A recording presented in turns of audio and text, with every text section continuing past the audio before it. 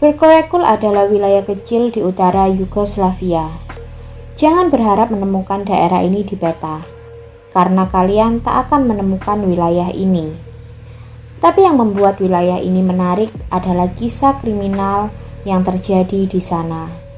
Kisah seorang pembunuh berantai yang dikenal sebagai Black Widow karena ia suka sekali berpakaian serba hitam.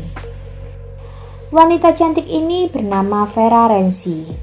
Ia lahir di Bucharest, Romania, tahun 1903. Ia terlahir di tengah keluarga kaya raya, keturunan bangsawan Romania. Ayahnya adalah seorang pebisnis sukses dan ibunya meninggal saat ia berusia 13 tahun. Setelah itu, ayahnya memutuskan untuk pindah ke kota Berkerekul, sebuah daerah kecil di utara Yugoslavia atau yang sekarang dikenal dengan Serbia, dan memulai kehidupan baru di sana. Vera kemudian dimasukkan ke sekolah khusus wanita. Karena sang ayah sangat sibuk dengan bisnisnya dan tak pernah ada waktu untuknya, Vera tumbuh menjadi wanita yang tak suka dikekang dan bebas melakukan keinginannya. Vera yang memang kekurangan perhatian, mulai mencari perhatian dari lawan jenisnya. Saat usianya 15 tahun, ia mulai berkencan dengan banyak pria, dari kalangan pelajar sampai pria beristri.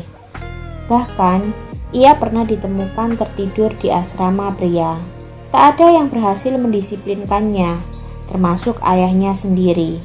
Ia tak takut dengan ayahnya. Bahkan, saat ayahnya marah atau mengajaknya bicara, Vera seperti tak mempedulikannya. Vera bahkan terkesan sangat bangga dengan kenakalan-kenakalannya. Sampai suatu hari, saat usianya menginjak 20 tahun, kenakalan Vera berhenti ketika ia bertemu dengan seorang bankir Austria yang tampan bernama Karl Schick. Karl jauh lebih tua dari Vera. Mereka kemudian saling jatuh cinta dan memutuskan menikah. Vera berubah menjadi wanita yang penuh perhatian, menyenangkan, dan mengabdi pada suaminya. Terutama setelah kelahiran putra pertama mereka, Lorenzo. Kehidupan rumah tangga Vera dan Karl berjalan harmonis. Hampir tak pernah ada pertengkaran. Suatu hari, pekerjaan Karl di kantor bertambah dan membuatnya sering pulang larut malam, bahkan kadang sampai tak pulang. Hal itu kemudian memicu pertengkaran antara Vera dan Karl. Vera curiga Karl telah berselingkuh darinya. Beberapa hari berikutnya, Karl tak pernah terlihat lagi. Vera mengatakan pada tetangga dan kerabatnya, suaminya meninggalkannya begitu saja tanpa kabar. Beberapa minggu kemudian, Vera seakan kembali pada kenakalan masa remajanya. Ia kembali sering terlihat dengan pria-pria lain selain suaminya. Dan kemudian Vera menjalin hubungan dengan pria kaya bernama Josep Renzi. Tak ada yang kaget ketika Vera dan Josep memutuskan untuk menikah. Tetangga, kerabat, dan polisi kemudian menanyakan, "Di mana Karl?" Vera kemudian mengatakan bahwa mantan suaminya, Karl, telah meninggal karena kecelakaan mobil setahun yang lalu. Tetangga, kerabat, bahkan polisi pun percaya pada perkataan Vera. Tak ada penghalang bagi Vera. Vera dan Josep pun akhirnya menikah. Namun pasangan itu tak lama merasakan kebahagiaan mereka. Josep ternyata tak bisa meninggalkan kebiasaannya bermain wanita. Pertengkaran mulai sering terjadi. Namun tiba-tiba Josep terkena penyakit yang aneh dan membuatnya tak bisa bangun dari tempat tidurnya. Vera setia merawat Josep siang dan malam, dan akhirnya Josep sembuh.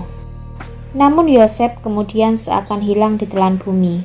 Beberapa bulan setelah sembuh dari penyakitnya, sama seperti Karl, Vera mengatakan pada kerabatnya Josep meninggalkannya begitu saja. Dan beberapa bulan kemudian, Vera mengatakan Josep mengirimkan surat yang isinya mengatakan Josep tak ingin lagi bersama Vera. dan ia sudah bahagia bersama wanita lain. Semua kerabat kasihan pada Vera yang 2 kali menjanda. Vera kemudian mengatakan ia tak akan menikah lagi. Tapi walaupun ia mengatakan tak akan menikah lagi, ia masih tetap berkencan dengan banyak pria. Dan anehnya, hampir semua pria yang terlihat dekat dengan Vera menghilang begitu saja bagai ditelan bumi. Suatu hari, Vera menghadiri sebuah pesta dansa. Di sana ia bertemu dengan seorang pria tampan, pegawai bank bernama Milorad. Ia terpesona pada Milorad dan terus mengejar Milo yang sudah beristri. Milo yang awalnya menolak Vera, akhirnya tak kuat menolak pesona Vera yang terus mengejarnya, dan mereka pun akhirnya menjalin hubungan gelap. Hubungan mereka berjalan cukup lama, tapi tiba-tiba suatu malam, Milorad datang ke rumah Vera untuk mengakhiri hubungan mereka karena istrinya sedang mengandung. Vera yang tak terima kemudian menghabisi Milorad dan menyimpan jenazahnya di peti mati bawah tanah rumahnya. Tak ada yang tahu, ternyata istri Milo sudah mencurigai perselingkuhan suaminya. Diam-diam, ia mengikuti Milo yang pergi ke rumah Vera. Tapi sejak Milo masuk ke rumah janda itu, ia tak pernah terlihat keluar lagi. Istri Milo tak tinggal diam. Ia kemudian melaporkan Vera pada polisi. Polisi kemudian melakukan penyelidikan lebih lanjut dan menggeledah seisi rumah Vera. Polisi kemudian menemukan ruang bawah tanah di rumah Vera. Di dalam ruangan bawah tanah itu, terdapat 35 ruangan yang berisikan peti mati berlapis seng di dalamnya.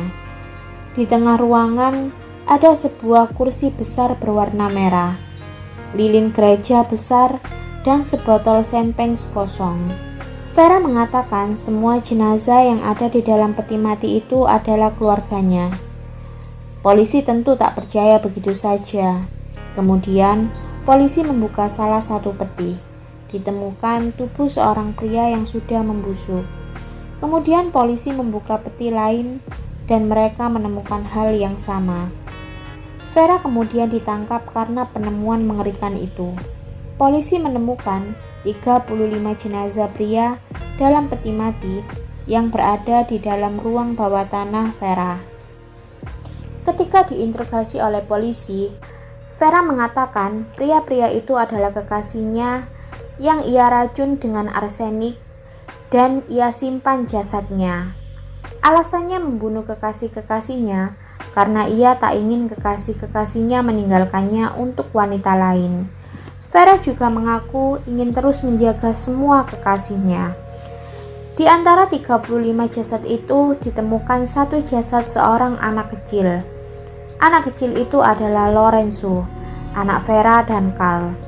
Vera mengaku membunuh anaknya karena Lorenzo berusaha untuk melaporkan perbuatannya kepada orang-orang.